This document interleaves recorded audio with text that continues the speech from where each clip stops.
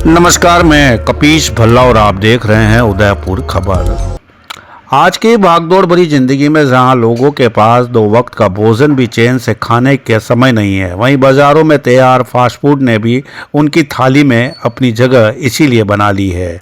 शहर के एक ठेला व्यवसायी से खरीदी गई चाइनीज डिश चाउमीन जब घर पर पहुंची तो स्वाद से पहले भय का कारण बन गई। परिवार के सदस्य ने खाने के दौरान चाउमीन में बेजान कीड़े और गंदगी देखी।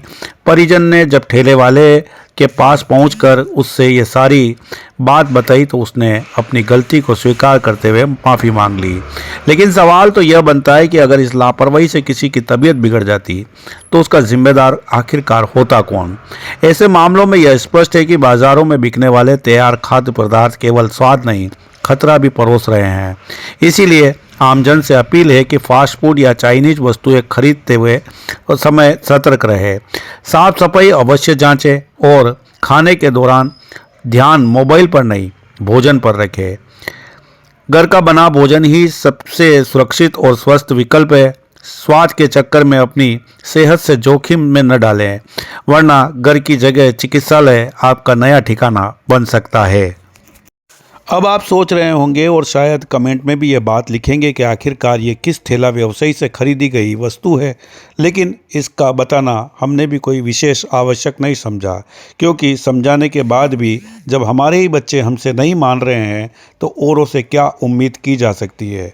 खाने वाला वही खाएगा जो उसके जीवन को समझ में आएगा, क्योंकि आज के टाइम में स्वास्थ्य और सेहत ज़्यादा प्राथमिकता नहीं, स्वाद ज़्यादा प्राथमिकता रख रहा है। इसी वजह से हम इस तरह की जो खाद्य पदार्थ होते हैं उससे जुड़ते जा रहे हैं।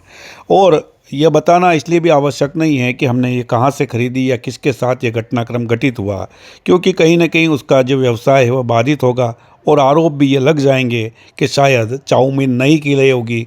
ऐसे में हमारे कई ऐसे मित्र हैं जो हमें सब कुछ खिलाने को तैयार हैं।